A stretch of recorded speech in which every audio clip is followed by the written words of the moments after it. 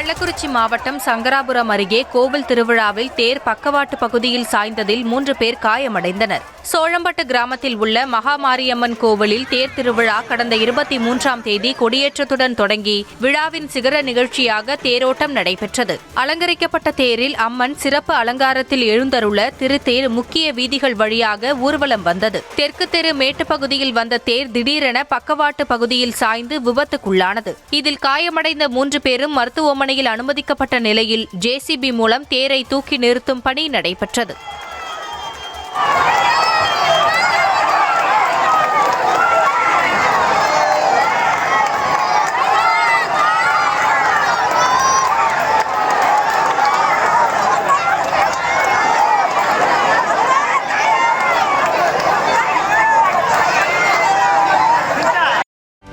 செய்திகளை உடனுக்குடனும் துல்லியமாகவும் தெரிந்து கொள்ள சப்ஸ்கிரைப் பண்ணுங்க.